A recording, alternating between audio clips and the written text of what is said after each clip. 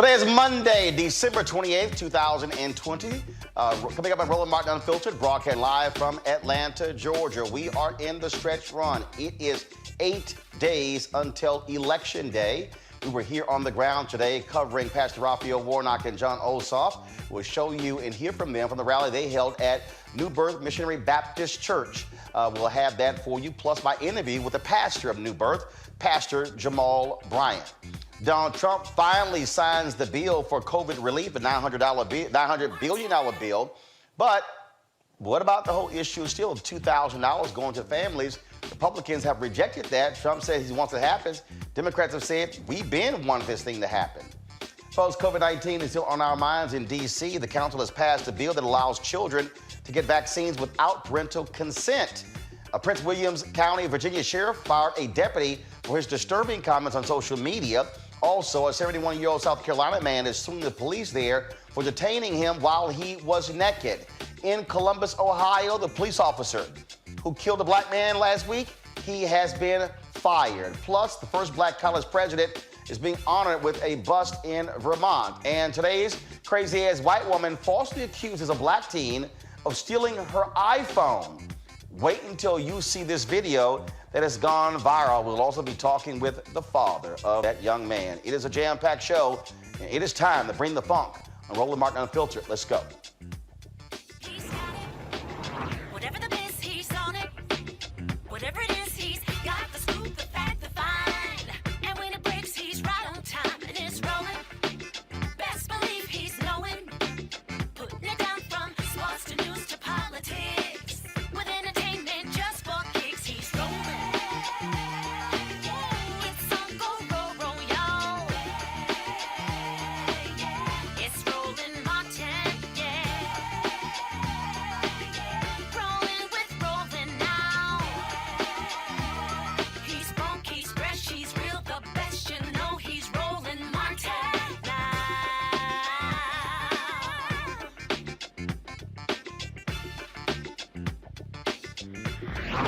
Martin. Folks, we are broadcasting from Atlanta, Georgia, where we have been spending the last several weeks focused on the Georgia Senate runoff. Huge implications when it comes to these two seats. John Ossoff, Pastor Raphael Warnock, they are running against Senator David Perdue and Kelly Loeffler, both Republican incumbents. If they win, of course, Democrats will control the United States Senate, and Vice President Kamala Harris will break all tie votes. There were two events today. Today, Pastor Warnock, he spoke in Gwinnett County. We live streamed that particular event. And of course, John Ossoff and Raphael Warnock both held a concert and rally, a get out vote rally at New Birth Missionary Baptist Church in DeKalb County. We're going to hear a little bit later from Pastor Jamal Bryant. A lot of things have been happening going on here in Georgia. The folks at Black Voters Matter, they have been going to council meetings. They've been going to court, battling efforts to frankly strike black folks from voting. They successfully fought Republicans who wanted to somehow dismiss 3,000 votes in Albany, Georgia, significant black population. In fact, I will be there tomorrow keynoting a Get Out the Vote rally taking place in Albany. And so in just a second, I'm going to be hearing from Cliff Albright, co-founder of Black Voters Matter, to give us an update on exactly what they have been able to do to fight back efforts to suppress black votes. Folks, everyone understands the nation's eyes are all on Georgia, these two critical races. And so that's why you see so much effort. Millions and millions of dollars are pouring into this state. Folks are raising money left and right, funding efforts on the ground. I've been talking to folks with the DNC, with third-party groups who've been out there. As I mentioned, Black Voters Matter, they have been really focused on what's been happening out there in rural areas. The Black Church Political Action Committee, same thing. They have been focused out there as well. Jamal Bryant, when you hear from him, he's involved with them. He told them, y'all completely ignore Atlanta. Go out to rural Georgia in order to get those black folks energized and get them to vote. Here's the deal. Early voting ends this Thursday here in Georgia. Some counties, it ends on the 30th. Others on December 31st. But the Ossoff and Warnock campaigns, they desperately want to get as many people locked in to vote early as opposed to January 5th, which is Election Day. Let's now go to Cliff Albright, the co-founder of Black Voters Matter. As I said, they've been on the ground galvanizing folks, but also challenging Republican efforts to stop black folks from voting. Cliff, y'all have some good news about the latest effort where y'all beat back the oppressors. Yeah, Roland, thanks for having me. Yeah, basically today there were challenges in 2 counties down in Albany, Dougherty County, and also in Newton County, which is in South Metro Atlanta, heavily black county. All of these counties were.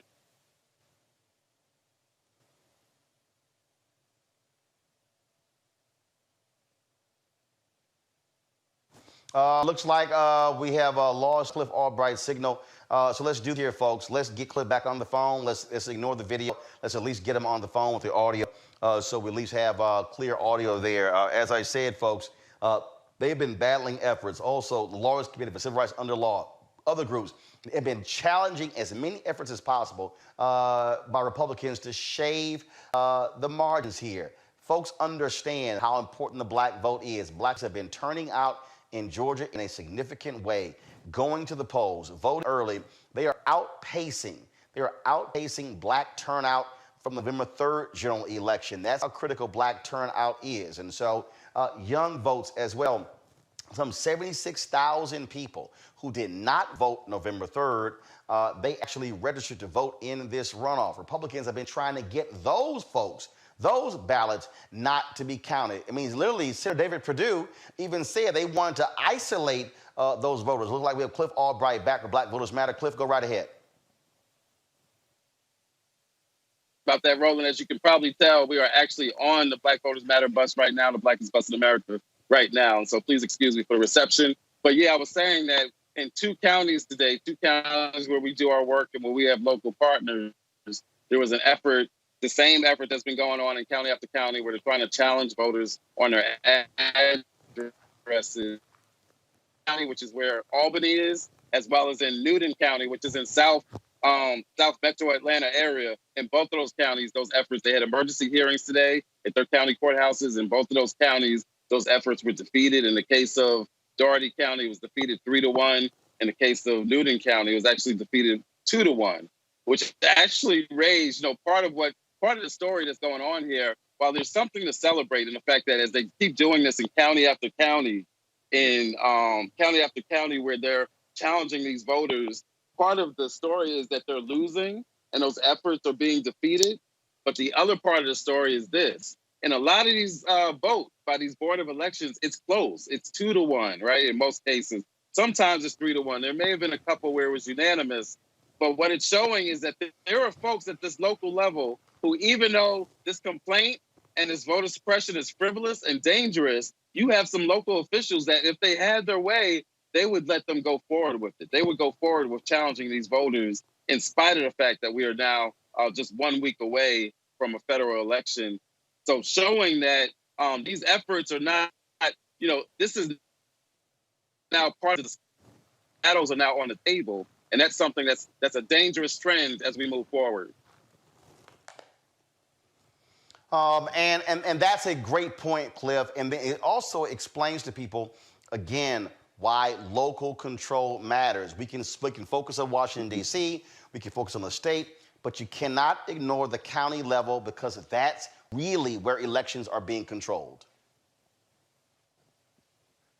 No, exactly right. And that's been something that I think within progressive circles that we've overlooked, especially in the South. We've overlooked a lot of these levers of local power, these Board of Elections, these county commissions, school boards, some of these other boards, these authority boards, these utility boards, right? Those are all places where we can get local power over some real issues that control our lives. And we set the bench for all these other seats up, because that's the bench that then decides who's going to be in the state legislature, who's going to be in Congress, who's going to be Senate, right? All the way on up. But when we ignore that local power, it creates a very dangerous situation. But I think in Georgia that there's a lot of folks, a lot of organizations that have learned that lesson, and we're doing the work of building that power. And that's part of how we're being able to set back these voter suppression efforts. They can keep trying in all 159 counties if they want. It hasn't worked so far. It's not going to work. They can't stop the kind of turn that's taking place in the state right now.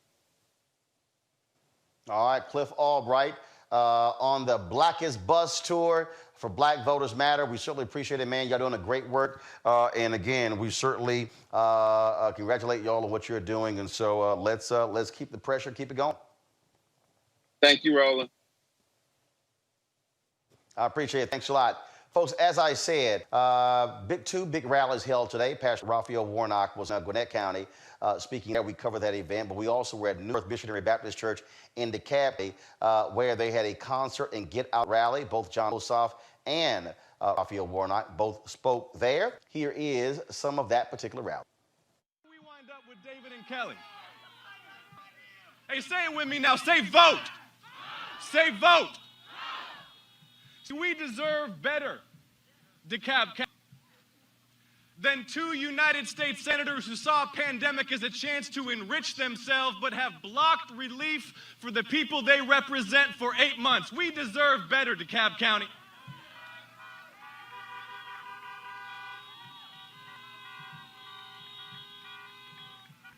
We will not forget that Senator David Perdue, the same man who called his broker to buy medical and vaccine stock when he found out what was coming, opposed even the first round of $1,200 checks for his own constituents. David Perdue does not care about us. David Perdue does not care about us. And $600 is a joke, DeKalb County.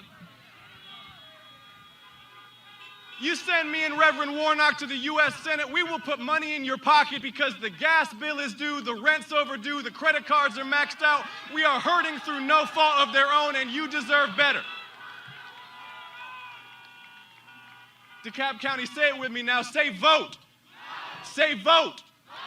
See, the ballot box is where we hold those who represent us accountable.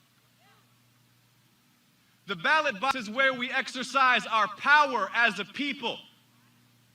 And right now, Georgia has the power to make history. DeKalb County has the power to make history. Feel that power, DeKalb County. With 9 days to go, 8 days to go. Because this is about where we go next as a people. We have better and bigger things to discuss than David Perdue and Kelly Loeffler. We have the power to write the next chapter in American history, DeKalb County, because Donald Trump is leaving. Donald Trump is leaving, and Georgia voters sent Donald Trump packing. You did that. Feel your power, DeKalb County. And as a black teenager growing up in the 1950s, she grew up picking somebody else's tobacco, somebody else's cotton. But because we live in America, because we are busy and engaged in the work of being a more perfect union. Last week, the 82-year-old hands that used to pick somebody else's cotton was able to pick her youngest son to be a United States Senator from the great state of Georgia. Only in America is my story even possible. And so I'm honored in this moment.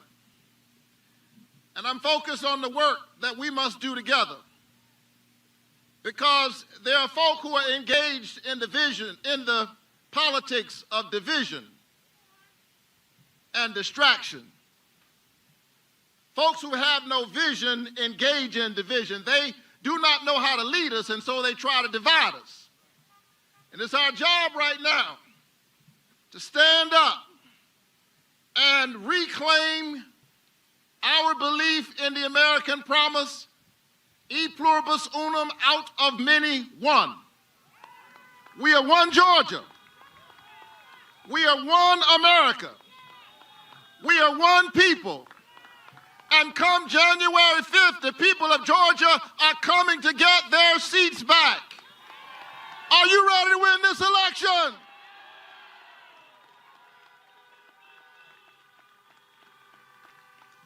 We got work to do. And I'm ready to work. Are you ready to work? My parents instilled in me the values of compassion, and hard work. Told you my mom grew up picking cotton in Waycross, Georgia. My dad was a veteran. Let's hear it for all of our veterans. Come on, let's hear it for the folk who stand up for us, who do the hard work. But we got to do more than cheer for our veterans. We got to make sure that when they come back home, we act like we remember what they did when they were away. They shouldn't have to fight just to get health care. They should not have to wait weeks and months just to get an appointment at the VA. We got to stand up for our veterans. Let's hear for them one more time.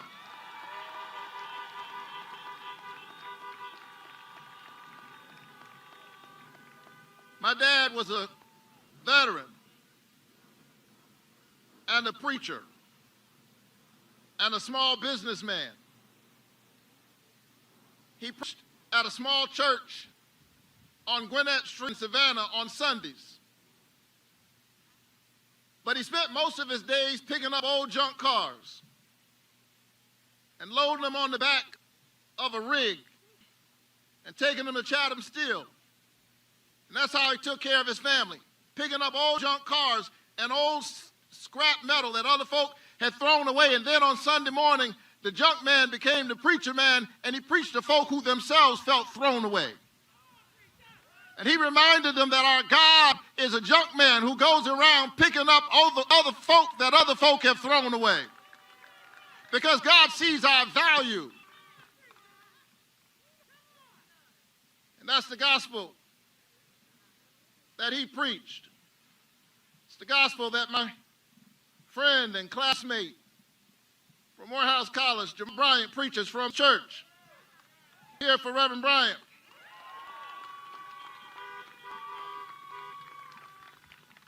That's the work we must do together. Speaking of Pastor Jamal Bryant, I got a chance to talk with him after today's rally about how important these two races are in Georgia. All right, Pastor Jamal Bryant, this is probably, out of all the rallies we covered, probably one of the largest rallies here. How critical is this county going to be for John Ossoff and Raphael Warnock? It is so critical, and all the DeKalb County is the most overlooked county. Most people focus on Fulton, but DeKalb County is growing and mushrooming because our young adult population. And there's a whole lot of young people who have shown up in this place more than a whole lot of other rallies. One of the things that we do know is that about 6,000 folks who did not vote November 3rd registered vote in this runoff. Half of them are people of color. Yes, it's so critical. Atlanta erupted in May after the killing of Breonna Taylor and George Floyd, and many of the old guard didn't think young people would go to the poll, but they showed up in record numbers on November 3rd, and now they're believing that they're going to show up now. 1 million have already participated in early voting. This is going to be a turnout deal. You can run ads all day you want to, but this is also on the ground. And so, folks who you're with, Divine and others, talk about what that ground game has been like. We still doing it the old-fashioned way. People are going door to door. People are still going to barbershops. What you've seen in Atlanta, nothing is closed. So we're going in the community, in the malls, in restaurants, because that high has got to match the high touch. One of the that also we're looking at, folks are going to be key. They're going to be critical in this election. They're moving at a higher rate, but what I keep hearing is also the rules of Georgia. Albany, Columbus, Macon, Savannah, also driving the numbers there. I'm a part of the Black Church PAC, in which I've told them spend no time in Atlanta. It is the rural areas that need to support mobilizing those pastors. So we're in places like Noonan, Georgia, Macon, Georgia, and Warner Robins, Georgia, because those are those areas, little numbers will make a big impact. What has been the response with the Black Church PAC? I've seen their bus, they've been traveling around. How has that been going? It's giving the church to come outside of the stained glass and come in the street corners. It's forcing the church to be its authentic, historic self. And so it's a good time for the church. And obviously in this COVID world, what's also happening is that the church also, look, you don't have all of them congregating. Yes. So they had no choice but to be digital. So they're going to really do the outreach to people out voting. The irony is that you've got a black pastor running for Senate.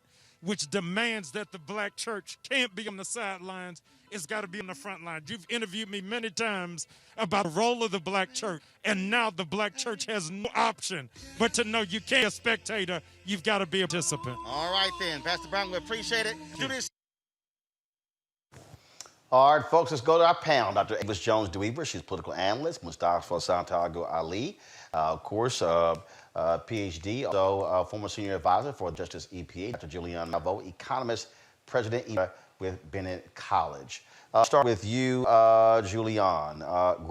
Ground game. 8 days until Election Day. 3 more days of early vote here in Georgia, Tuesday, Wednesday, and Thursday. This really is going to be about that point Pastor Jamal Bryant just made. I know these folks today, these Democrats, these political analysts, they love focusing on phone calls and text messages, digital ads, things along those lines. But the reality is, you've got to connect with people, go where they are, go into those places, get them to go out, because this, when you say every vote matters, this election could very well come down to 2, 5, 10, 15, 20,000 votes, considering Joe won this state by less than 12,000 votes. Absolutely, Roland. This is 1% of the vote. And I expect if it is 1% of the vote, they'll recount. But the fact is that black folks have boots on the ground.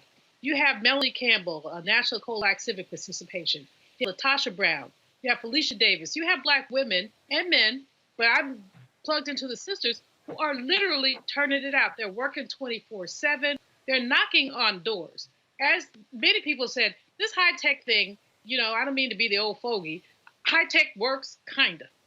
But the connection works a whole lot better than sending somebody an email.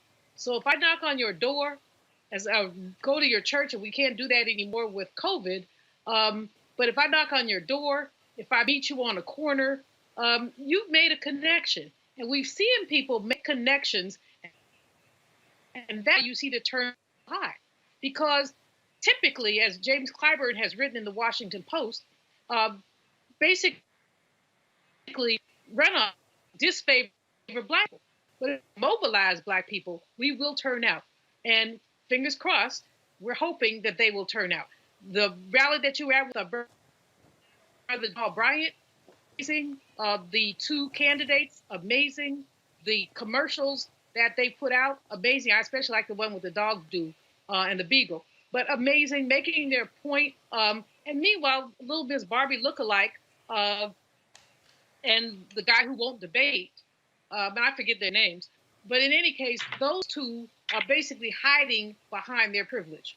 So we have to just give props to these courageous Democrats who can make a difference in the way governing goes down. Again, what we're dealing with here really is just about, how you get folks out to the polls. How do you begin to drive them? That's the piece. You look at, when you look at this video here, this is just the drone footage, Mustafa, that we shot today. Just to understand, they've been having these type of rallies. And look, these are important. Even though they've been happening in the daytime, they really are important because we've seen an increasing number. We were here yesterday. We landed yesterday morning. John Ossoff did an event with black artists. Pastor Warnock had 2 rallies yesterday. One at a church, one in another part of Metro Atlanta. And so when you see the people turning out and you see these numbers, when you see the focus and the attention, and when you see the energy, that's what it requires. And they're telling people, you've got to call and text, let everybody know that they got to get out here and vote. Yeah, without a doubt. Black folks have been building the infrastructure for a decade now in Georgia for this moment, making sure that everything could come together, and even without the resources that were necessary. And luckily now we have resources that are flowing. So now folks are putting all the pieces of the puzzle together. There, as has been shared, going out the barbershop, salon, and to the real joint, making sure that when somebody's standing outside to get those, that they also get the flyer, or that they get that information that's necessary. Make sure when folks come to the supermarket, also making sure that they're talking to them then. So we understand that we now see the goal line. We just got to make sure that folks stay focused. And that doesn't mean just folks in Georgia. That means that everyone across this country who's watching this show, if you know somebody in Georgia, reach out. You can make sure that you're making a donation if that's the way that you can give back. You can be a part of the phone banks. You can do so many different things. So we don't have to be in Georgia to support folks in Georgia. We just got to listen to what they're asking us to do and then make sure that we get in line and do what they are telling us that will be very helpful and get across the finish line. And look, Avis, I mean, look, people are still out there raising money, trying to figure out what to do with it. I literally got an email about 20 minutes ago of a group in Texas, and they had raised, $3,500 or $5,000, and they wanted to get it to the Warnock and Ossoff campaigns. And I actually responded and said, don't send to the campaign, directly to third-party groups who are putting people on the ground. And one of the things that they're doing, Avis, and this is really an economic deal as well. What they're doing is they're actually paying people $15 and $18 an hour to actually canvass, because that's one of the deals there. And so when you talk about these campaigns, look, let me just be honest, the white political consultants, the media buyers, they shouldn't be the only who make money off these campaigns. Campaigns are multi-million-dollar operations. Some $463 million going to be spent on advertising in this state. So guess who's smiling? The Atlanta Journal-Constitution, the television stations in Atlanta, in Decatur, in Augusta, in Savannah, in Macon. Oh, the TV and radio people. I saw one story where one local station managers said they are plus 200 to 300%. They even projected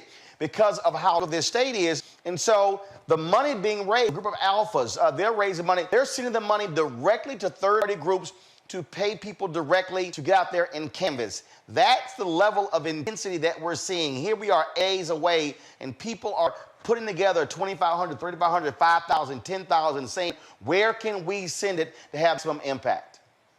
You hit the nail on the head there, Roland. People really need to understand that elections are big business. Elections are big business. If you sort of blow that out to the presidential election, now we're talking in the billions spent, okay? So it is exactly the truth that there are millions. I think there's definitely over 100 million, at least, that I've heard that's just been raised on the side of the left in this campaign. So the right has probably at least equal that. No, actually, it was in the last 2 months, Ossoff and Warnock have raised $210 million. Wow. That's just their campaign. That's $210 million raised by the Ossoff and Warnock campaigns. That's not counting groups, third-party groups. That's not counting PACs. You mentioned the Republican side. You've got Republican billionaires like Steve Schwartzman, who's over black. He's given $15 million to Mitch McConnell's PAC. There's a hedge fund guy, Ken Griffin, I think that's his name. He put in some $10 million. The Mitch McConnell PAC is going to put in $60 million in this state. Wow, I believe it. And so this is why it makes so much sense to make sure that we get money directly in the hands of those black organizations that will make sure it gets down to the people who are actually doing the hard work of getting out door to door, of being able to reach those people where they are, of making sure that the key constituency that will choose the next senators from Georgia, which is the black community, get a piece of that pie, because that labor deserves to be compensated. And under normal circumstances, let's be real, you're exactly right. You have a whole bunch of white consultants who come down here and they make so much money during the election period. They can just coast off of that money for the next couple of years until the next election. Even if they lose, the same people that lose get hired, ironically, again and again and again, just to keep losing. And so it's about time that we get compensated fairly for the work that we're doing. I'm not saying that we're there yet. Well, we definitely deserve to get a huge piece of that pie because we're the ones that are going to bring it home. Folks, just so again, I'm going to be in Albany tomorrow. Let's go to, if you please, go to my iPad tomorrow. We're going to be for a drive-up rally at the Sand Trap Club and Lounge. Now, y'all know I might as well come there blasting my hole-in-the-wall music. If we go into the Sand Trap Club and Lounge, The lot's going to open at 1:30 p.m. The rally is going to be held from 2 to 4 p.m. At 1412 Radium Springs Road, Albany, Georgia. Erica Savage Wilson, of course, a Thursday panelist. She's actually from Albany. We're going to be hitting some other places there. I'll be visiting some folks, trying to get folks out to vote. Again, that's really what our goal is. And then, of course, on Wednesday, Savannah, we're coming back. But first of all, we'll be doing the show tomorrow night from Albany as well. So we're looking forward to that. Savannah, y'all don't worry. I'm going to see y'all on Wednesday. A rally taking place there from 3 to 4:30 in Savannah at Bethel AME Church, 1814 East 38th Street in Savannah, Georgia. That is being sponsored by Senator Lester Jackson and the Freedom Creek Foundation. And so it's all about encouraging our folks to get out to vote. So I'll be the keynote speaker at that event in Albany tomorrow and in Savannah on Wednesday. And going back to Julian, again, not focused just on Metro Atlanta is critical. Being to rally our people in Macon, in Columbus, in Warner Robins, in Albany, in Savannah, in Augusta, these places that are not in Metro Atlanta. Metro Atlanta makes up 60% of the population in this state, but the bottom line is this here. As you said, if it comes down to 1%, that means that if you look at, there are 159 counties in the state. That if Joe won by less than 12,000, but if you just say 12,000, okay, divided 159 counties, that means that Joe Biden, just use a number, Joe Biden picked up 75 more votes per county than Donald Trump. Now, granted, we know it could have been a big swing, but the bottom line is, out of 159 counties, that comes out to 75 extra votes per county. That's what we mean by every vote matters, Julian. Precisely. I mean, we look at the big cities, and of course, that man always wants to dismiss what happens in our big cities. But in rural areas, what's his name? Jamie Harrison in South Carolina has something called the Down the Road Pack. He talked about you had to walk down the road to get full participation. And that's what it's going to come down to in Georgia. We know that Metro Atlanta is very likely to mostly go for Biden. But what we don't know is the voter in one of these counties like Macon, who has never had an opportunity to touch a candidate or someone who has supported a candidate. And that person is going to be motivated by that touch. And so that's what we're dealing with.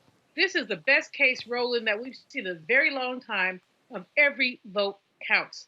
We can't afford to ignore a single vote, to dismiss the fact that this person is rural or white or Latino. We've got to go after every vote. This is, and people say this every time, this is the most important election. But if we look at the victory of Biden, it will not be actualized unless we can capture that in Georgia. And that means literally going after every single vote.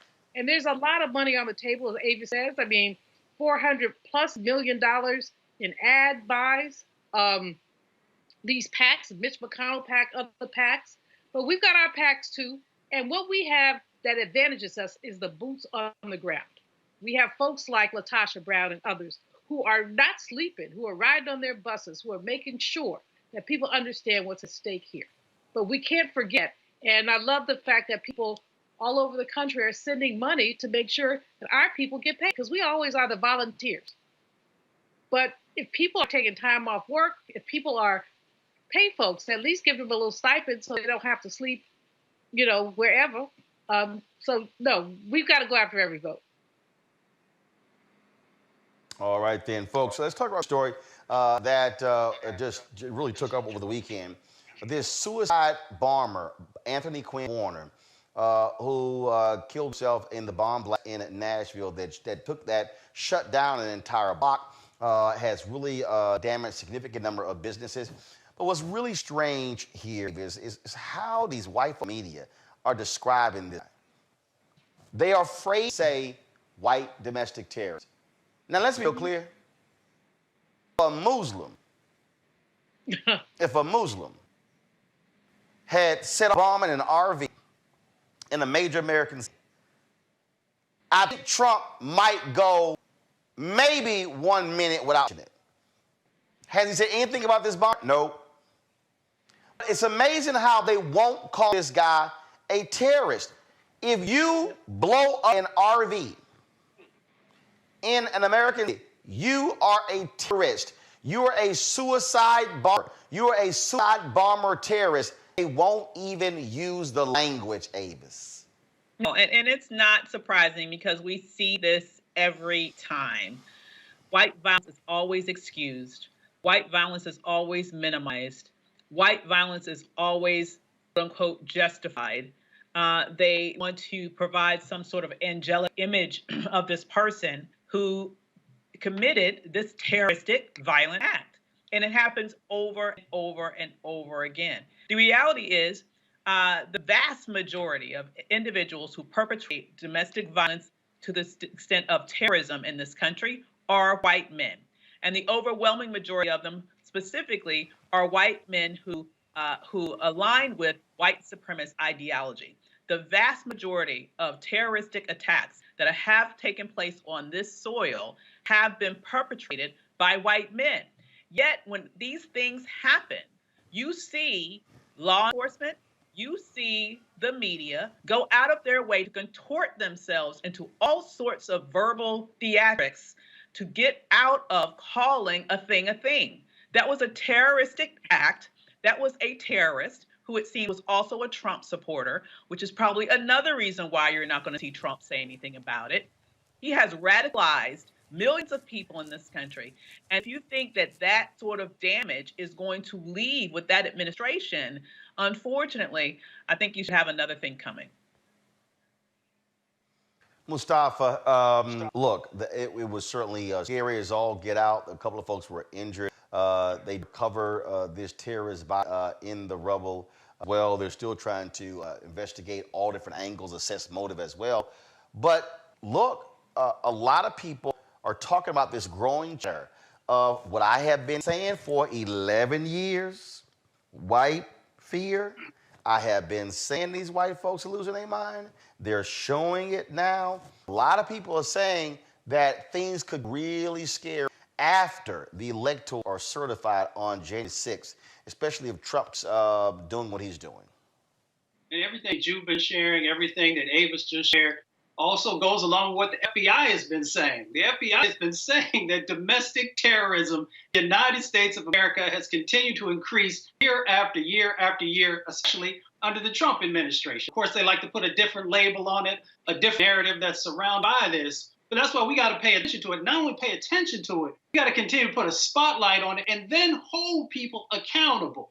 So the Department of Justice has to make sure that they're getting engaged. Homeland Security has to make sure that they're getting engaged along with the FBI and making sure that we don't allow these extremist groups or individuals, such as suicide bomber, to be able to find fertile ground. And of course, we know Donald Trump has been feeding into that mindset.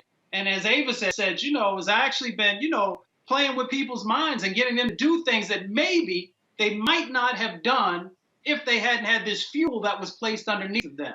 So we got a lot of work to do. We got to stay very focused on this issue because, as you said, Roland, we got some serious times we're about to go into in 2021. And if we don't keep pushing, if we don't keep holding people accountable, we're going to have more lives that are going to be lost. Simple as that, Juliana. These are white domestic terrorists. FBI said the group we had better be concerned about are these white domestic terrorists. But America does not want to call these people what they are. At all. And yet, remember, I guess a couple of years ago, the FBI talked about Black identity extremists. And they put something out there. We were all because Black identity extremists because we were Black. But Black folks are not running around doing the stuff that this guy did in Nashville. They don't want to use the word because the word is defining. As Ava said, they don't want to call a thing a thing. They want to make excuses, just like the little white boy they took to Burger King after he shot up that church in South Carolina. So he had to get something to eat. Now, how many times has a Black person who's done anything got himself a Popeye's chicken?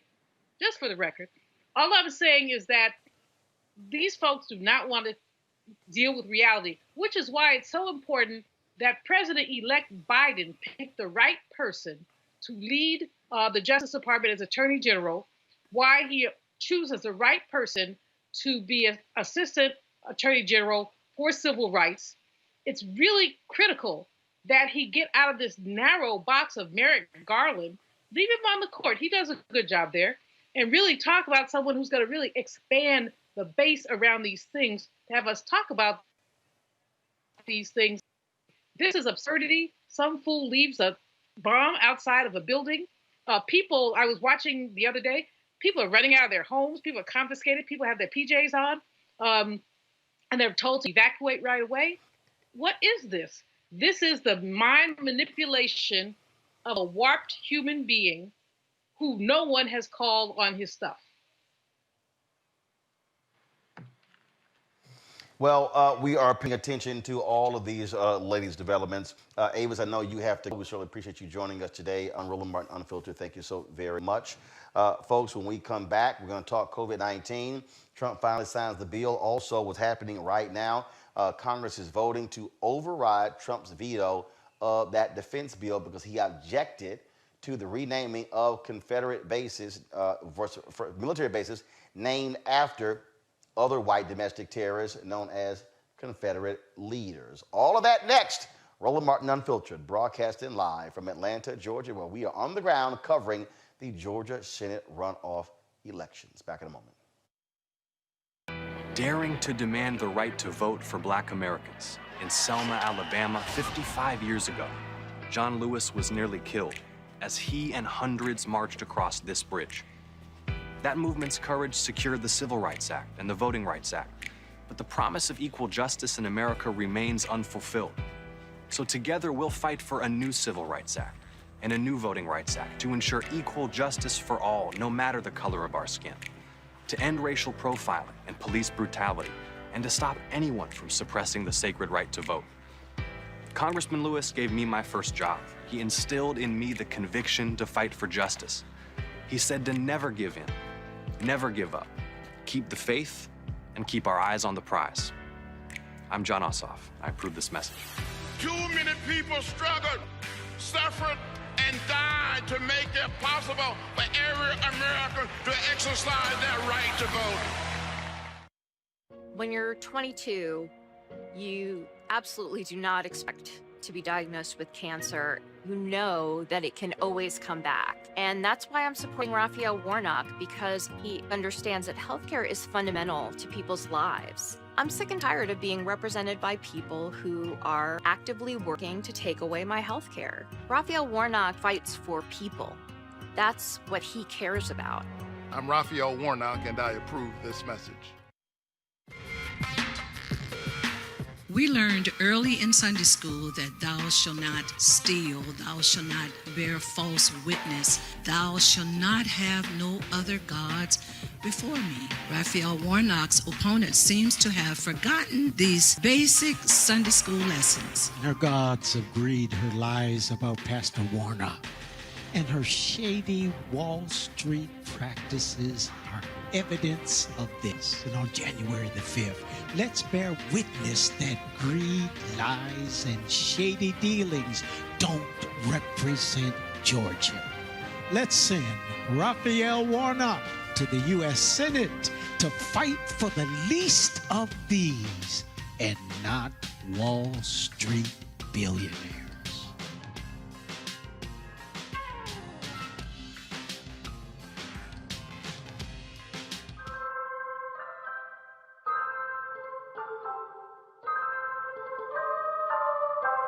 You are leading the way for the rest of this state. And we believe that this state is on the verge of shocking the entire country.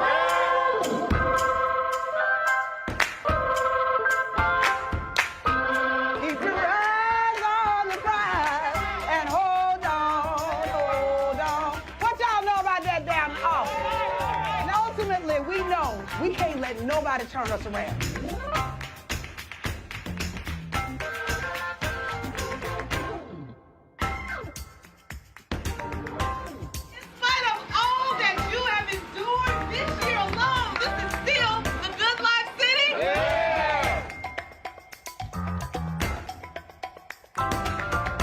if it turns out that the Senate is hinging on one seat and there's only one race left.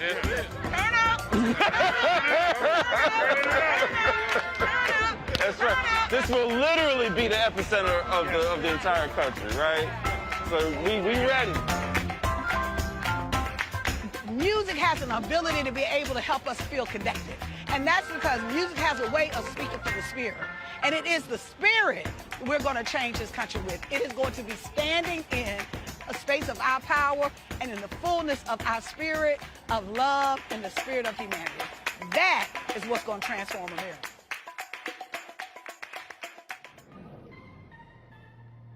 If your vote didn't matter, you wouldn't have so many people trying so hard to stop you from voting. There is some value there. But even when you talk about that people are not paying attention to your issues, I can't pay attention to your issues if I don't even know you there. And the only reason people are going to know you there is when you show up to the polls and vote. That's when that power manifests itself. But as long as you stay at home, as long as you're making excuses, then guess what? You will always experience these issues that we're experiencing today. And another thing, don't get caught up in the candidates, right? There's no such thing as a perfect candidate, but you should be going to vote for the most important person, and that is you and the one you love. You talk about you'll fight for the one you love. You're willing to die for the one you love. You need to ask yourself, are you willing to vote for the one you love? Because if you don't, there's going to be somebody's neck on yours pretty soon.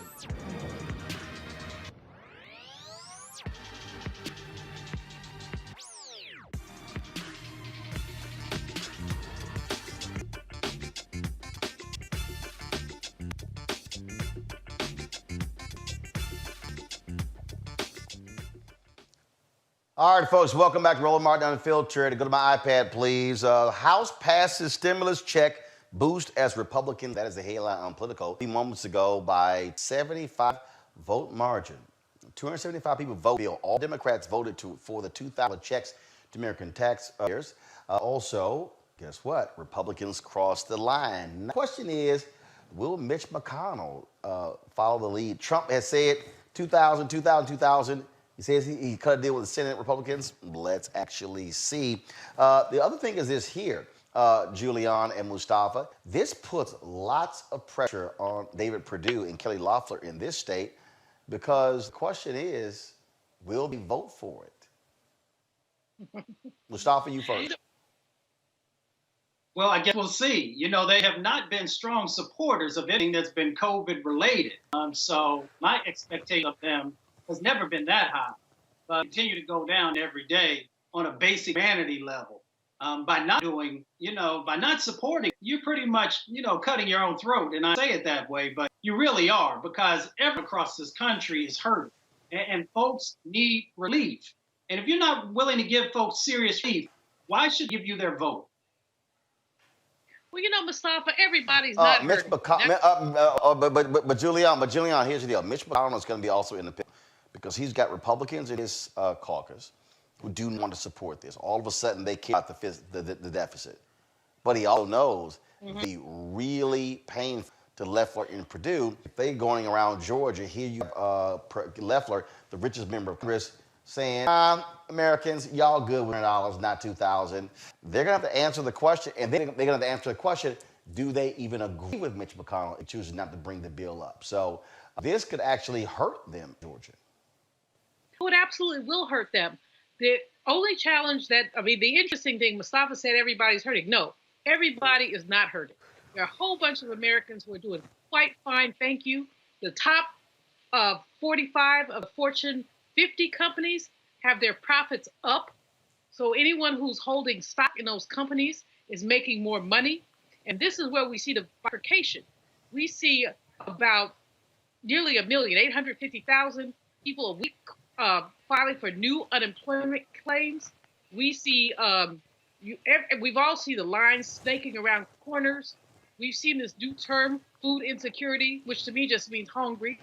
But we've seen this new term being bandied about quite a bit. And so there are those who are hurting, but there are those like little Miss Barbie, I think her name is Kelly, who is doing quite fine. So Mitch McConnell is sitting somewhere between a rock and a hard place. he knows what American people need, but he also knows what his investors, what his wealthy people need.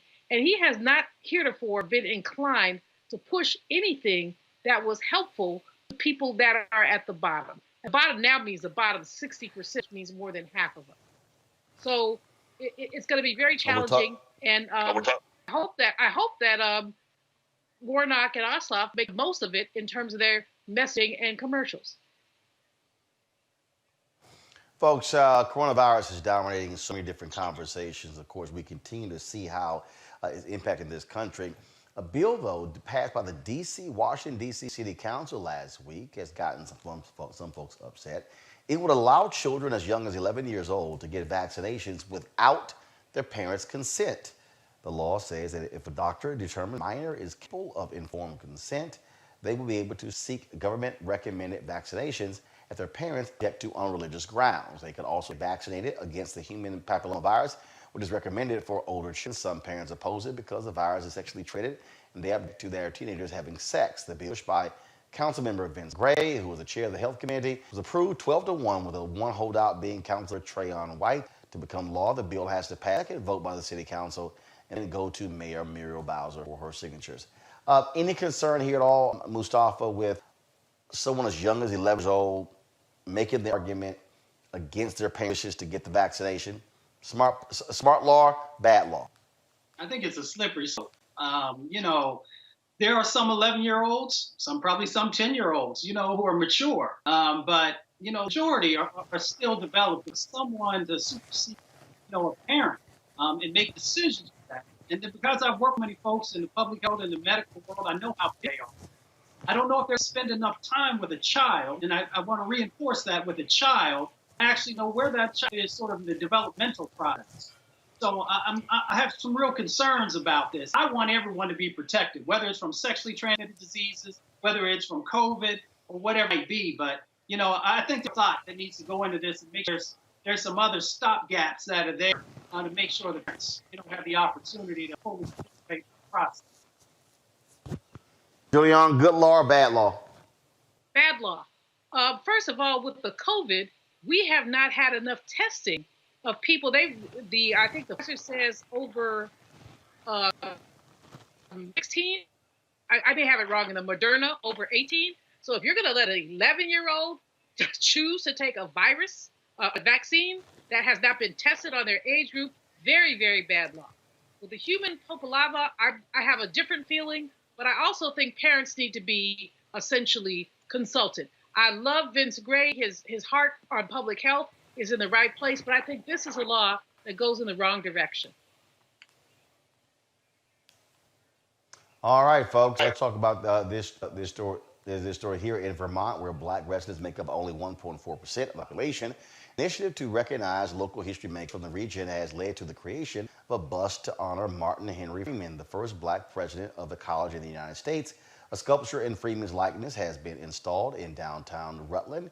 He was born in Rutland in 1826 and went on to become the president of the all-Black Allegheny Institute and Mission Church in 1856. The school is now known as Avery College. Certainly, that's a big deal there. So, congratulations to all the folks there. All right, folks. A Prince William County Sheriff Deputy in Virginia was fired during the Christmas holiday for posting disturbing comments on a conservative social media site. Prince William Sheriff Glendale Hill launched an investigation into Deputy Aaron Hoffman's post Christmas morning. Hill found some of the comments posted under Hoffman's account advocating for violence, including violence against Chief Justice of the United States, John Roberts, allowing the dismissal of a case seeking to overturn the results of the presidential election. Hoppins claims he did not post these threatening messages to social media and that his account was hacked. I'm not really buying the hacked argument, Julian. I'm kind of not buying that one. I don't think of us are, Roland. I mean, I think that this is the excuse when you busted doing something. Then you're a enforcement officer, a law enforcement officer, even a justice of the Supreme Court. Very, very troublesome. This is the kind of mess that has been unleashed by that man.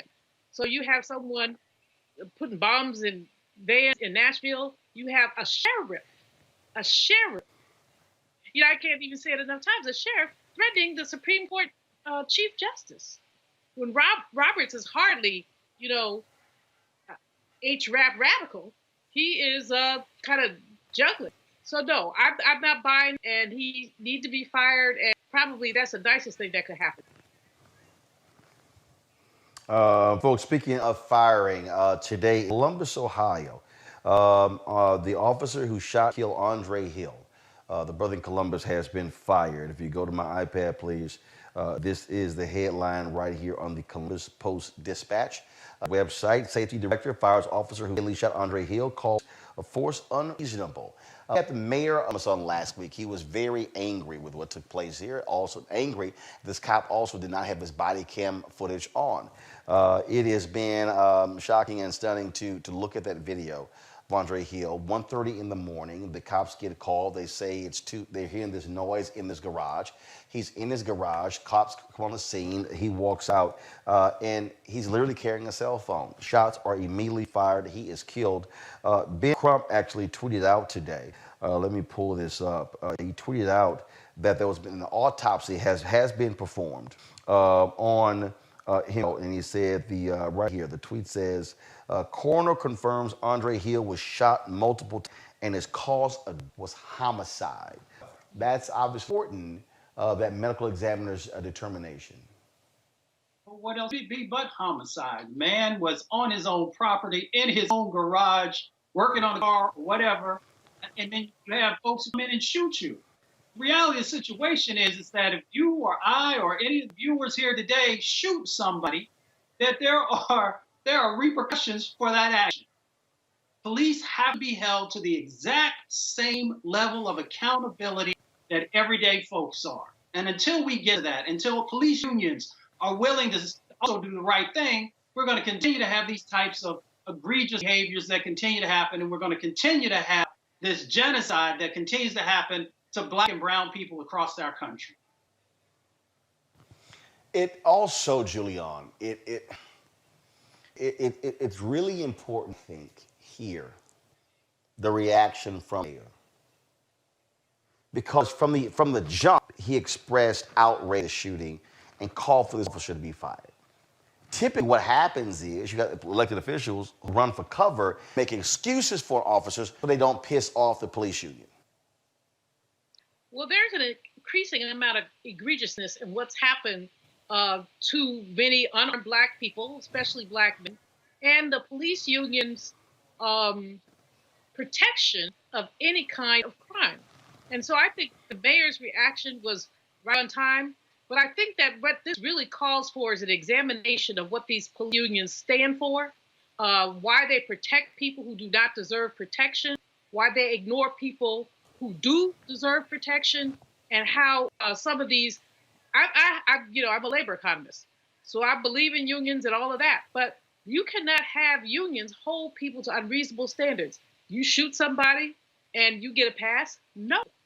Heck to the no, to the no, to the no. And so I think that the bigger question, and which is why I'm so interested in what President-elect Biden will do with justice, the bigger question is, how can we hold these police unions accountable? Not just the officers, but also the unions who will basically defend anybody, anything. Yep. Let's talk about in South Carolina, where 71-year-old Jethro Devane is suing the city of Rock Hill after he says police ordered him out of his home and held him at gunpoint, was naked. In 2019, Devane said he was sleeping when he saw officers shining light through his window. The 71-year-old got up and opened the back door. The officers were searching for 4 juveniles. When they saw Devane's door was open, they aggressively ordered him out of his home. In body cam footage, you can see an officer order Devane out of his home and hold him at gunpoint for 90 seconds. Devane is suing Rock Hill for gross negligence, civil assault and battery, intentional infliction of emotional stress, and outrage, false imprisonment, abuse of process, civil conspiracy, and state constitutional violations. He's also demanding a formal apology from Rock Hill Mayor John Geddes. Mustafa? Sue him. He should continue to sue them for everything that they're worth. You know, you got an elder who's there. And if you know that the elder was not involved with the 4 young people who they said was going on, that's neither here nor there. They continue to do these types of things that are inhumane at a minimum. So I say that he should continue to make sure. And here's the other thing that I want the viewers also know about this case, is that they actually, when this was brought to their attention, they decided to drop it. And then they also had one of the police chiefs or someone who had a conversation with him and said that he would stop sleeping in the nude. That's the level of seriousness that they put on this gentleman's life and the situation that he had to go through. So sometimes the only way you can get folks to get some do right is by actually hitting them in the pockets. The problem with that is that lots of times that comes from taxpayer dollars instead of the folks who are doing these infractions and these dehumanizing types of actions against Black folks. So I'm all for it. I hope he gets every dime that he's entitled to. If he wants the apology, that's great. He has every right to ask for that. But hit them in the pockets until they actually do the right thing. Julian, just like the woman in Chicago, just like the woman in Chicago busted into her apartment in 2018. I don't often see white women butt naked being held at gunpoint by cops. It's just very interesting how it's consistently Black. It's the dehumanization of Black people. It's the re-enslavement of Black people. It's why we have a slogan that says Black Lives Matter. No matter what happened, it would not have taken one of those officers a minute to go and give the man a robe. So this was about dehumanization. Go get his robe. I mean, if you really thought there was something wrong, just go and so the comment that he shouldn't sleep in the nude is specious. Probably a third of all Americans sleep in the nude at some point or another. I don't have any statistics on that. I'm just guessing.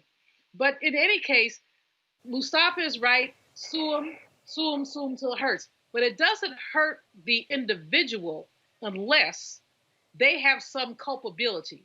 So if the city has to pay, let's say, I don't know, whatever, make the offending officer pay 1 or 2% of it. So the city has to pay $50,000, and the officer pay $5,000 of it.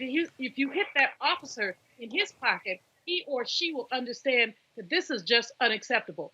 And then the whole notion of the apology, people have apologized for slavery. They didn't do anything. There are no reparations. But the first thing that should have come out of that mayor's mouth was, we apologize for the inappropriateness of this.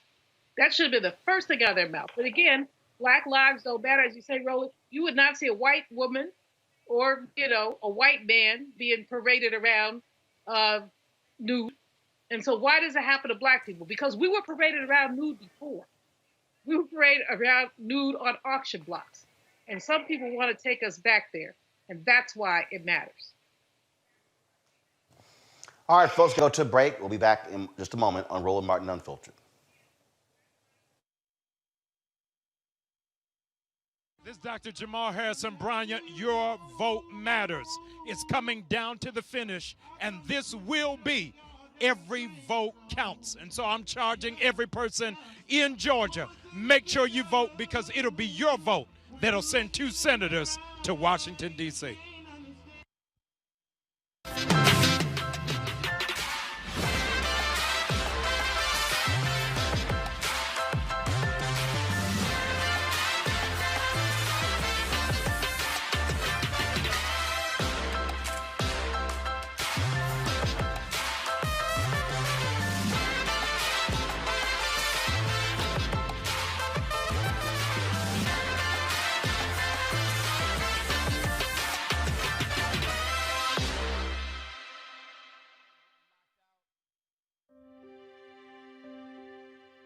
Georgia, I know things are tough right now, but I want you to know help is on the way.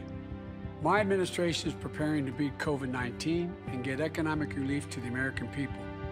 On day 1 as your president, I'm prepared to sign a COVID relief package that fully funds the public health response needed, led by Georgia's own CDC.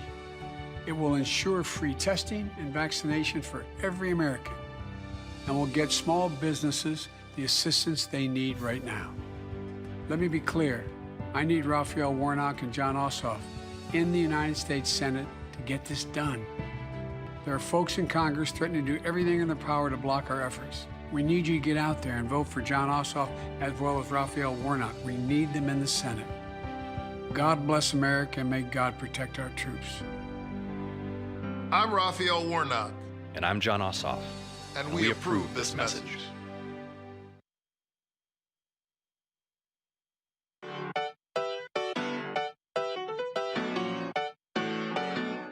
We got power. We're about to get ready to launch our We Got Power tour. Flip and I are going on the blackest bus in America. We're hitting the streets again. We're going to be going through at least 12 states, maybe more. I'm just really excited. Now, it's a little bit different this time because COVID-19, we've got to wear masks, we've got to be socially distanced, but we are very committed that we've got to get in the streets and inspire and encourage our people in ways that are socially distant. Ready to hit the road, ready to see our folks, ready to be socially distant, ready to mask up. On our way to Pennsylvania, we'll be there for 2 days, and then we're headed to Ohio to Cleveland. We're going to be just spreading a lot of love and building a lot of power. To the very last day, we're going to be out here on the ground in these streets because our people need us. Can't stop, won't stop. Register to vote. You can even request your online vote by mail ballot by clicking the link or by scanning our QR code with your camera. Vote early. Vote today, because we got power.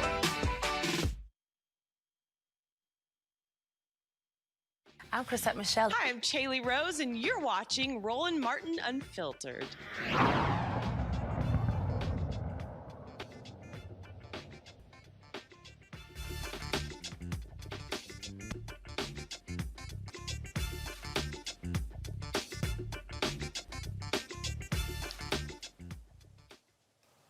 A few hours ago, President-elect Joe Biden gave a speech talking about the importance of foreign policy.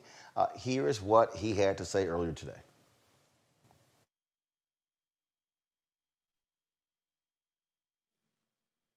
Before I begin, I want to say a few brief words about the explosion that took place Friday in Nashville, Tennessee. Federal, state, and local law enforcement working around the clock to gain more information on motive and intent. This bombing was a reminder of the destructive power that an individual or a small group can muster and the need for continuing vigilance across the board. I want to thank the police department in Nashville, particularly those 5 police officers who worked so quickly to evacuate the area before the explosion occurred, risking their own lives. And for all the firefighters and first responders who jumped into action early on that last Christmas morning. Their bravery and cool-headedness likely saved lives and prevented a worse outcome, and we are eternally grateful to that law enforcement agency. And I know the hearts of all Americans are the people of Nashville as they rebuild and recover from this traumatic event. Now, Vice President Harris and I, along with our nominees to lead the national security institutions, have just been briefed by some of the professionals who have been conducting agency reviews as a part of our transition. This is a long-standing part of the orderly transition of power in American democracy. We welcomed teams from the incoming Trump-Pence administration 4 years ago, gave them access to all that we had. And over the past few weeks, teams of genuine policy and management experts, many of them pre-government experience, who have gone into agencies across the government to conduct interviews with personnel, to gather information, and to assess the state of the federal government, that we will shortly inherit. These teams worked under incredibly difficult circumstances, taking COVID-19 precautions and waiting weeks for the ascertainment, meaning that so they could go in and be cleared to go in. But they have done an outstanding job. For some agencies, our teams received exemplary cooperation from the career staff in those agencies. From others, most notably the Department of Defense, we encountered obstruction from the political leadership of that department. And the truth is, many of the agencies that are critical to our security have incurred enormous damage. Many of them have been hollowed out in personnel, capacity, and in morale, in the policy processes that have atrophied or have been sidelined, in the despair of our alliances and the disrepair of those alliances, in our absence from key institutions that matter to the welfare of the American people, in the general disengagement from the world. And all of it makes it harder for our government to protect the American people, to defend our vital interests in a world where threats are constantly evolving and our adversaries are constantly adapting. Rebuilding the full set of our instruments of foreign policy and national security is a key challenge that the Vice President-elect Harris and I will face upon taking office, starting with our diplomacy. Today, we heard from the leaders of the state and USAID agency review teams about the critical early investment we're going to need to make in our diplomacy, in our development efforts, and in rebuilding our alliances, to close the ranks with our partners and bring to bear the full benefits of our shared strength for the American people. When we consider the most daunting threats of our time, we know that meeting them requires American engagement and American leadership, but also that none of them can be solved by America acting alone. Take climate change, for example. The United States accounts for less than 15% of the global carbon emissions. But without clear, coordinated, and committed approach from the other 85% of the carbon emitters, the world will continue to warm. Storms will continue to worsen. Climate change will continue to threaten the lives and livelihood, and public health and economics of our existence and literally, the very existence of our planet. We've learned so painfully this year the cost of being unprepared for a pandemic that leaps borders and circles the globe. If we aren't investing with our partners around the world to strengthen the health systems everywhere, we're undermining our ability to permanently defeat COVID-19, and we're leaving ourselves vulnerable to the next deadly epidemic. And as we compete with China, the whole China. All right, folks, I want to dip out of that. I want to go to Julian. First of all, Julian, it'd be great to have a person who occupies the White House who actually knows how to complete an actual sentence. There are some significant foreign policy issues that we're going to have to deal with. One of the things that Joe Biden has said is that he is going to immediately enroll into the Paris Climate Accord. But also, it is going to take a lot to actually, and I expect his Secretary of State, I expect for President Biden and Vice President Kamala Harris, a whole lot of work also restoring trust in the word of America to foreigners across the globe. Our international reputation has deteriorated. We have lied. We have withdrawn, reneged on deals. Paris Climate Agreement is just one of many. Withdrawing from the World Health Organization. There's so many things that have been done that the Biden-Harris administration has just a yeoman's amount of work to do to just get us back to where we were in 2016. Not to mention that the world has changed. So getting back to 2016 doesn't do anything about the changes that have taken place in the past 4 years. The climate change issue is a huge issue, especially for our young people, but frankly for all of us. And we see it in terms of weather every day. But there's so many other issues where 45 had just ignored, just came in with a wrecking ball, literally with a wrecking ball, and ignored any kind of international protocol. And so it's going to be challenging for Biden and Harris to restore that. But I believe they're equal to the job. And I believe that, as you heard Biden talking about, literally the way that people have been let go in the international agencies, reduction of the budget of USAID. There's so many things that were done essentially because we want to make America great again. Well, America cannot be great unless the world is great, unless we play nice ball with the rest of the world. And he was just not interested in doing that. It's going to be a hard job, but it's a doable job. That point about the Paris Accord, Mustafa, that is obviously near and dear to you. That's going to be really important because America has no choice but to lead when it comes to of climate over the next 4 years with Biden and Harris. I suspect that is going to be a significant part of their focus in terms of the mission. Yeah, I'm pretty sure that on day one that they will make moves right there because the baseline, really, that's the basics that you got to have in place. You know, we're the only country on the planet who decided not to be a part of the Paris Climate Accord. But of course, we understand going back to where we are or were is not enough because, you know, the IPCC and the National Climate Assessment, what it is the top scientists around the world have told us that we're literally running out of time. And what you'll see is, you know, this COVID-19 pandemic, there will be other pandemics that will be associated with, you know, the changes that are going to happen because of temperatures increase and movement of people and species and all these other type of things that will, you know, move in that.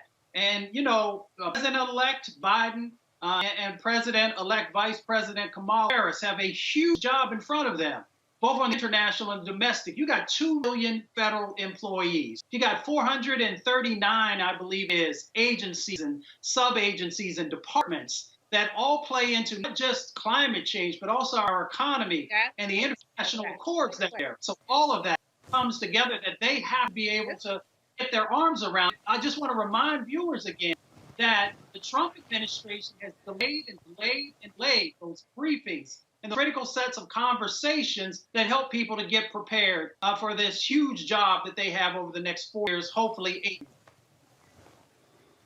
Well, it just goes to show you people who have no integrity whatsoever when they don't even want to have a proper position because they don't believe they lost. And that's one of the things that you're actually seeing. You're going to see lots of mayhem created, and that's what you're going to see. And so I think we're going to get a lot of that. And the line is, I mean, we're dealing with petty people, immature people. That's what we're dealing with right here, Julia.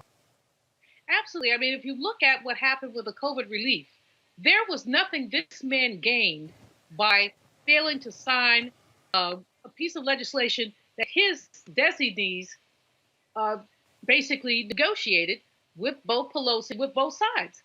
There was nothing for him to gain except for to get attention. I'm still the president, y'all. You know, y'all are going to have to bow on me. And you saw people on both sides of the aisle literally begging him, please sign this. And he waited till the very last minute. Some people are going to lose at least a week of unemployment benefits. But this is all about him. This has been all about him since he was sworn in January of 2017. But the fact that he lost, which is just so, he can't stand it. And because he can't stand it, he's taking it out on the American people. The fact that he won't sign the military bill. I mean, they're not petty, Roland, is a very kind word for them. These people are destructive. They basically are salting the earth so that the Biden-Harris administration will have to come in and do cleanup from day one. Yep, that's exactly what you see going on. All right, folks. Y'all know what time it is. No charcoal grills are allowed. I'm white. I got you, bro. Illegally selling water without a permit on my property. Whoa! Hey! Give us your bag. You don't live here. I'm uncomfortable.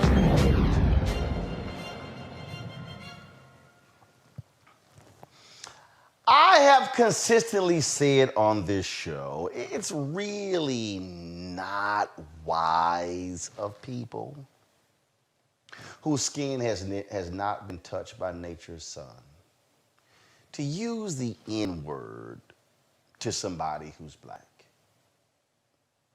You really shouldn't do that if you're also drunk. And the brother you're talking to is really big. So when I saw this video, I had no choice. I don't advocate violence, but I have no problem with hashtag Team Whip That Ass showing up in this video. Fuck my mama, fuck your mama, nigga. Fuck your mama. You're gonna pop up. I live on 400 Oxford Avenue, 2 blocks away. And you know what's crazy? I'm gonna walk to you. I'm gonna walk right to my house for you, bro. I'm Oh, God, I'm not trying to disrespect you, bro. I'm not. I'm gonna say nigga all day, every day. Are you kidding me? Where you from, nigga? Where you from? Where you from? Where the fuck you from? Here, nigga. You from here? Get the fuck out of here. You a clown, nigga. Oh, God, you a clown, nigga. You from here? You a clown.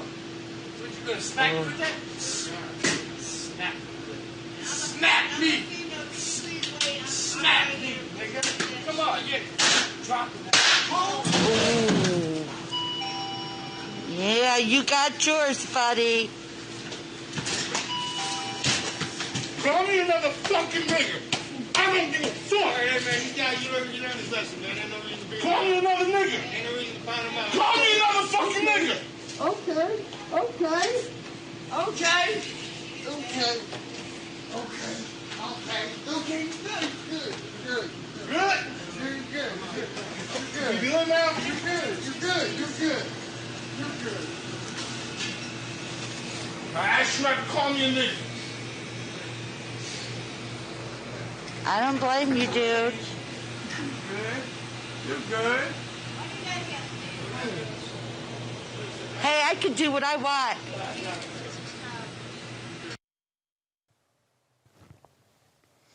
I had no problem with the outcome of that video, Julian. Me neither. I mean, I won't say I don't advocate violence, but that was extremely appropriate violence. He should just hit him a few more times for the rest of us. That was the craziest thing I've seen, Roland, in a long time. What is wrong with these people? Do they truly think nobody is going to respond to their nonsense and their silliness? And I mean, he kept escalating. But that's what these people do. And they were told by their president. All I know is this here, Mustafa. The sound of a can smashing up against the flesh of a face elicits a rather loud noise. It reminds me of November 22nd, 1986.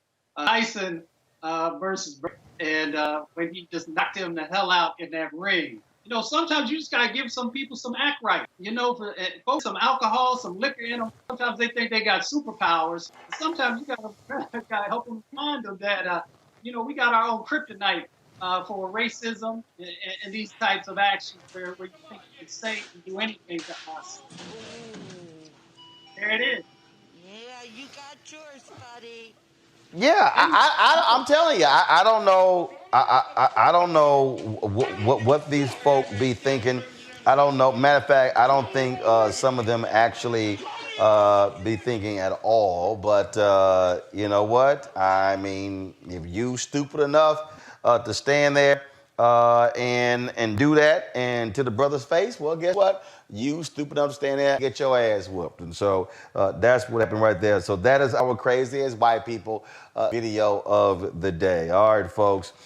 We were out at the rally today, and I do this all the time because I just want to give y'all an understanding of what we do, the type of work that we do.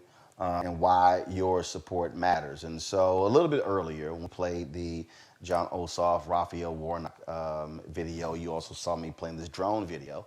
We were showing you when we live stream these rallies, we incorporate these drone shots actually into our coverage. And so I do this because I like to show our supporters what their dollars go to. Henry, go to my iPad. So this is the video right here, folks, of the setup that we had out there today at New Birth. And what you see there, you'll see me flying the drone there. You see all of our equipment out there.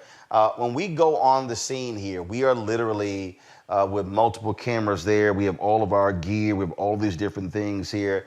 And our whole goal is to give you a much better production value for what we do. That's why when we talk about supporting us with Roland Martin Unfiltered, that's what we're talking about. And so when you support us being able to give you a high quality product that is same as, you know, and better than a lot of other places. And so that's why it's important. Those of you who want to support what we do here at Roland Martin Unfiltered, you could join our Bring the Funk fan club by going to Cash App, $RM Unfiltered.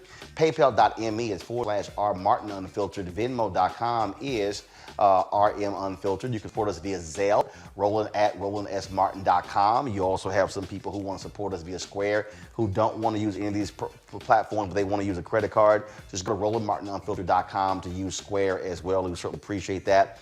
You can also send us a money order to New Vision Media, New Vision Media, Inc., 1625 K Street Northwest, Suite 400, Washington, D.C., 2006. And so we have been, like I say, here in Atlanta, Georgia, on the ground. Yesterday, folks, literally, we landed yesterday. They had the John Ossoff event yesterday where he was actually joining some black artists who were painting signs and murals as well. That was one of the things that they were doing yesterday. That was one of the events we live streamed. Pastor Raphael Warnock, as I said, he held two events yesterday as well. And so we had the opportunity to live stream that. And so the technology that we're using, we're doing what, frankly, other black media is not doing. And that is remaining on the cutting edge, giving you the kind of content that you're not necessarily going to see elsewhere, because we believe it's important for us to control our voice, to control our destiny, for us to be able to control the narrative. And so that's why we do what we do. As I said yesterday, Ossoff had this particular event, these various black artists.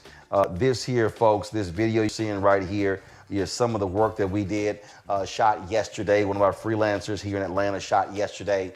And that's why we're here. We're not here just to sit here and just say, hey, we're here sitting in a house. No, we're out there on the ground. So we covered 3 events yesterday. We had 2 events today. As I said, tomorrow I am going to be in Albany, Georgia, on the ground there. Doors, lot opens at 1:30. We're going to have a rally from 2 to 4. I'm going to be getting there early. Going to be visiting places in Albany, Georgia. We're going to be hearing from some of those voters, and we're looking forward to that. Hearing from them. We're going to be in Savannah, Georgia on Wednesday. And so that's why we do what we do. But your support absolutely matters. We are around 16,000 people who are members of our Bring the Funk fan club. Our goal that we set by December 31st is to have 20,000 fan club members. You can join right now. Your dollars go to support this show. Your dollars go to support what we do every single day to bring you the kind of news that's important. We were going to talk about the video, the young black man who was accosted by a white woman over the iPhone. The father confirmed with us to be on the show today, but we had some issues, and so hopefully we'll have him on the show tomorrow. So I'm going to have that video for you. I promise that video, but we are going to have that video and that conversation with Keon tomorrow. Keon is a trumpeter with Maxwell, and so we hope to have him on the show tomorrow. But this is why we do what we do, the ability to be able to speak truth to power, and for us to, as a black-owned media company, to be able to cover the issues that matter to you. And so please stand with us. Join our Bring the Funk fan club. Again, Cash App, $RM Unfiltered. PayPal.me is /R Martin Unfiltered. Venmo.com is Venmo.com /RM Unfiltered. Zelle is Roland at RolandSMartin.com. You can, of course, use Square at RolandMartinUnfiltered.com. You can also send us a money order, New Vision Media, Inc., 1625 K Street Northwest, Suite 400, Washington, D.C., 2006. You watch the show here. If you want to listen to the audio podcast of this show, simply go to the iHeartRadio app, download the Roland Martin Unfiltered podcast, and we will greatly appreciate that as well. Folks, I've got to go. I will see you guys tomorrow from Albany, Georgia, as we continue the countdown to January 5th, and that is the Senate runoff here in Georgia. John Ossoff versus Senator Kelly Loeffler. John Ossoff versus Senator David Perdue. Pastor Raphael Warnock versus Senator Kelly Loeffler. And we'll have more of that tomorrow right here on Roland Martin Unfiltered. Y'all take care. Holla!